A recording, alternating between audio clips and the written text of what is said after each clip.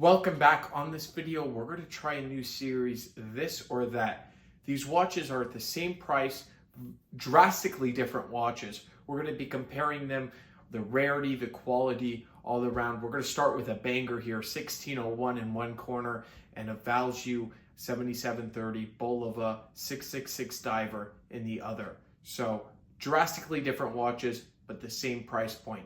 Without further ado, let's hop straight into Jumping into it, why am I comparing these two? They couldn't be further apart. Well, I'm comparing them because they're the same price, and I truly believe that there's value in looking somewhere else. This is one of the pieces. Don't get me wrong, I bought the 1601 for the shop. I curated it for the shop for somebody to have it. This is fantastic watch, right? And if I was a beginner collector, which I was, everybody's a beginner collector at one point or another. This watch would be not even a question. I would be like, Bulova what, right? Why would I ever want a Bulova? And now, if I was put in the same position and somebody said, you could choose either one of these watches, I'm choosing this one. So that's why I'm making this video. But let's start with the Rolex because most people will choose the Rolex. So starting with this beautiful Rolex, we have a 1603, which just means it's all stainless steel, right? The bezel stainless steel, it's called engine turn. That's the 1603.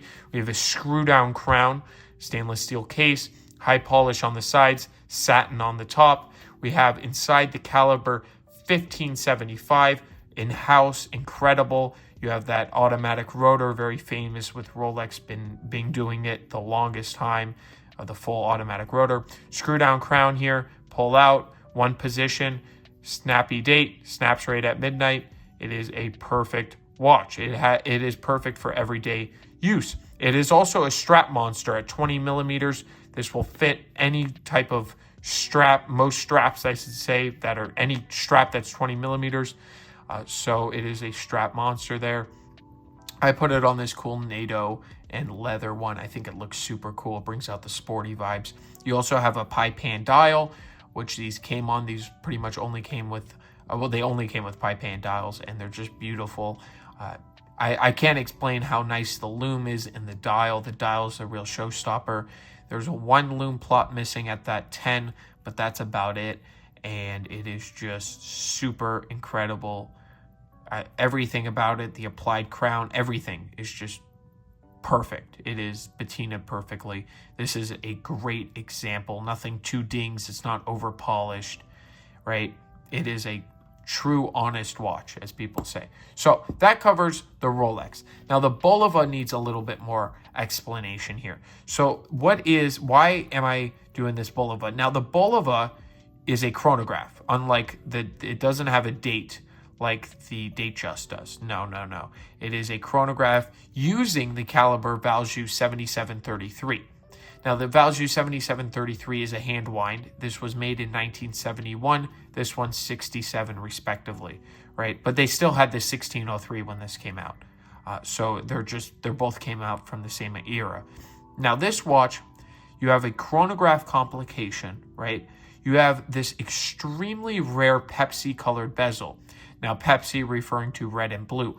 It's ghosted, almost this whitish, blackish tone, but it is still blue, right? So it's not too ghosted, the bezel, aluminum.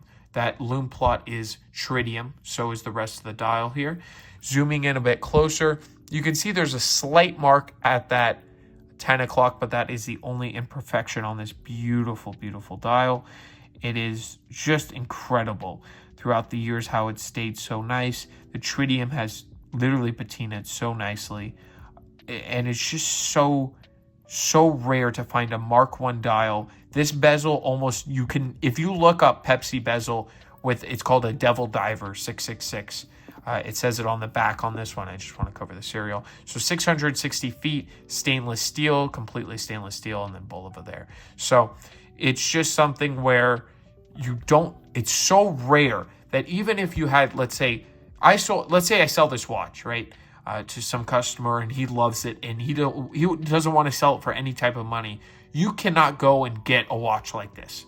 You can't, even if you have tons of money, to find it with a Mark I